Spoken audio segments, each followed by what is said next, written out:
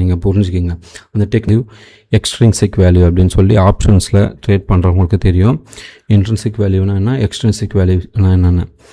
ஆப்ஷன்ஸில் பையர்ஸாக இருக்கக்கூடிய நீங்கள் ஒரு ட்ரேடு ஒரு ப்ரீமியம் செலக்ட் பண்ணுறதுக்கு முன்னாடி அதில் இன்ட்ரின்சிக் வேல்யூ எவ்வளோ இருக்குது, எக்ஸ்ட்ரின்சிக் வேல்யூ எவ்வளோ இருக்குது தெரிஞ்சுக்கிட்டு நீங்கள் ட்ரேடு எடுக்கிறீங்கன்னா நீங்கள் பெஸ்ட்டான ட்ரேடர். அதை விட்டுட்டு ஓகே பை சைடு லிக்விடிட்டி வந்துச்சுப்பா, நான் கண்ணை மூடிட்டு ஏதோ ஒரு ப்ரீமியம் ஸ்ட்ரைக் எடுப்பேன்ப்பா அப்படின்னு நீங்கள் எடுத்திங்கன்னா அது உங்களை விட ஒரு லூசர் யாருமே இருக்க முடியாது.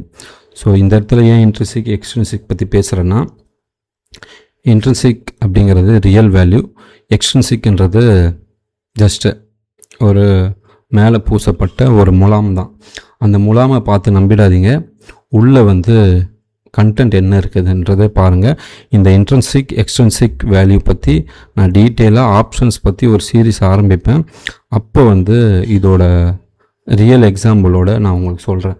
ஓகே, இப்போது இன்றைக்கி மார்க்கெட்டில் என்ன நடந்திருக்கு, ஏன் நம்ம பை என்ட்ரியோட செல் என்ட்ரி எடுத்திருந்தால் ப்ராஃபிட்டபுளாக இருந்திருப்போம் அப்படிங்கிறத நான் எக்ஸ்பிளைன் பண்ணுறேன் சிம்பிளான டேர்மில். நீங்கள் போட்டு ரொம்ப காம்ப்ளிகேட் பண்ணிக்க வேண்டாம்.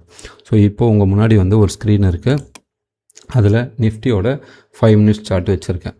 மார்க்கெட் ஓப்பன் ஆகிறதுக்கு முன்னாடியே நான் ஜோன்ஸு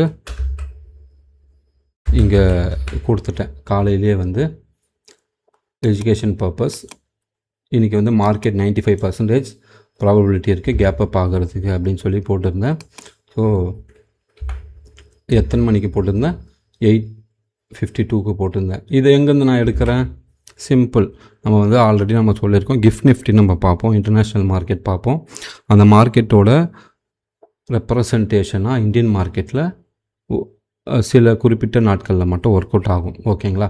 ஸோ அதை பேஸ் பண்ணி இன்றைக்கி கேப் அப் ஓப்பன் ஆகும்னு சொன்னோம் 95%.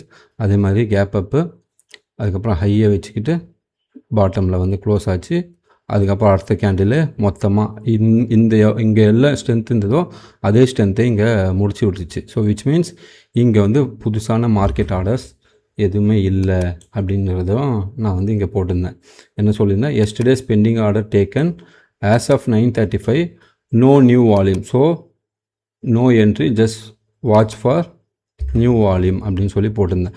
இதை பார்த்துட்டு நீங்கள் உடனே என்ட்ரி எடுத்துடக்கூடாது. அதாவது இந்த கேண்டிலை பார்த்ததுமே ஓகே ஹையை கட் ஆகிடுச்சு, கட் ஆகிற மாதிரி இருக்குது, இங்கே போயிட்டு என்ட்ரி எடுத்துடக்கூடாதுன்றதுக்காக தான் இந்த மெசேஜை நான் போட்டேன். ஓகே, இதை பார்த்துட்டு அப்புறம் அடுத்த கேண்டில் ஹை கட் ஆகி மேலே க்ளோஸ் ஆச்சு. அடுத்த கேண்டிலே ரிஜெக்ஷன் கொடுத்துட்டு சர்னு கீழே வந்துடுச்சு. இங்கே ஏன் ரிஜெக்ஷன் கொடுத்தது, சிம்பிளாக நான் சொல்கிறேன்.